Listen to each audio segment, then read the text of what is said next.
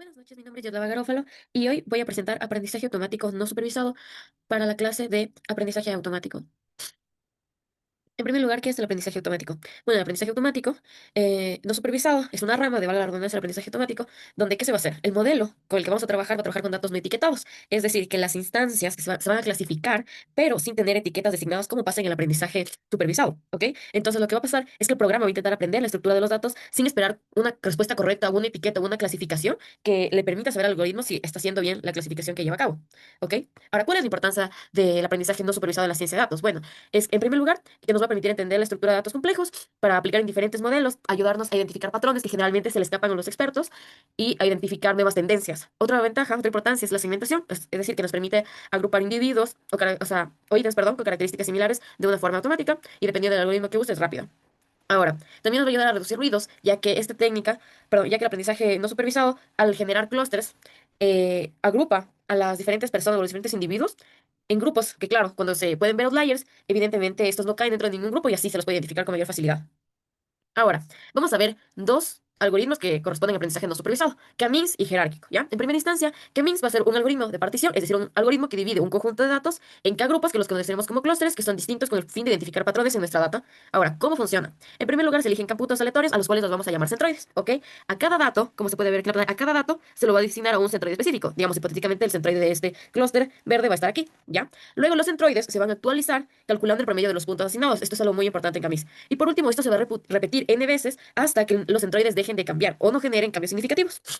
¿Cuáles son las características técnicas de Kami? Como mencionamos previamente, en primer lugar es particionado, o sea, que va a dividir todo nuestro conjunto de datos en el número de clústeres que indiquemos. En segundo lugar, que para calcular cuál, o sea, cada instancia, cada individuo que debe pertenecer a un clúster o a otro, va a hacer uso de la distancia euclidiana. De ahí viene su nombre, por eso es K-means.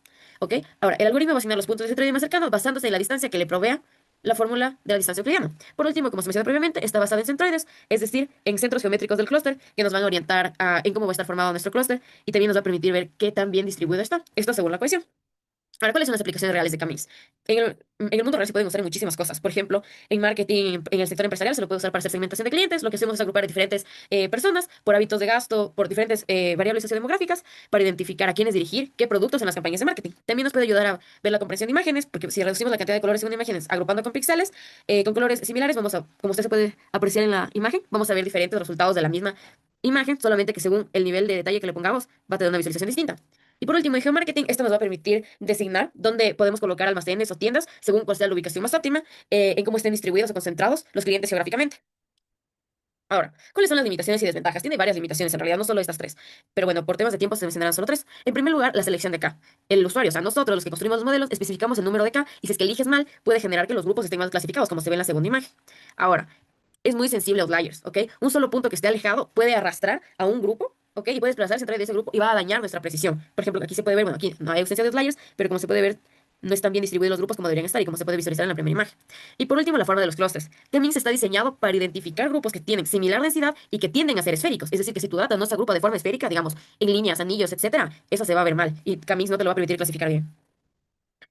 Ahora vamos a continuar con la técnica de, ¿cómo se llama? De clustering jerárquico, ¿ok? ¿Qué es el clustering jerárquico? En primer lugar, este es el tipo de clustering que va a crear una jerarquía de grupos representado literalmente por un gráfico que lo vamos a conocer como dendrograma, en palabras simples, es un diagrama de árbol, y va a tener dos tipos principales, ¿ok? Va a haber clustering jerárquico aglomerativo y divisivo. El aglomerativo conocido como bottom-up, como se puede ver en la imagen, se le da ese nombre. ¿Por qué? Porque perdón, empieza empieza con cada uno de los datos siendo un grupo distinto y luego se los va juntando, ¿ok? Esto por distancia y por tipo de enlace que lo vamos a explicar luego, ¿ok? Entonces los va uniendo hasta que se genera un solo clúster y de ahí, según el umbral que tú designes, vas a decidir con cuántos clústeres trabajas en la práctica. Perdón. Y luego tenemos el algoritmo divisivo que es top-down, que aquí lo que pasa es que todos los algoritmos, perdón, todos los datos van a estar en el inicio en un solo grupo y luego sucesivamente se van a ir desagrupando, desagrupando, desagrupando hasta que cada una de las instancias de los individuos sea un clúster diferente. Ahora, ¿cuáles son las características técnicas? En primer lugar, no va a requerir un K inicial, porque no necesitas saber con cuántos grupos necesitas, porque el algoritmo va a darte n número de grupos y lo que realmente tienes que saber es el umbral con el que trabajas para ver cuántos números de grupos seleccionas.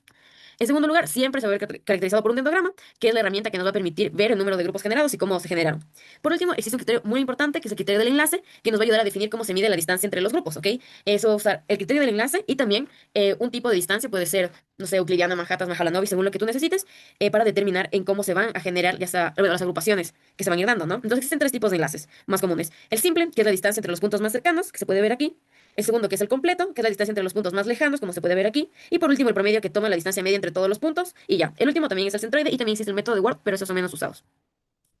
Ahora, ¿cuáles son las aplicaciones reales? En primer lugar, se usa en bioinformática, genética, biología, todo lo relacionado a eso. ¿Por qué? Porque nos permite construir árboles filogenéticos.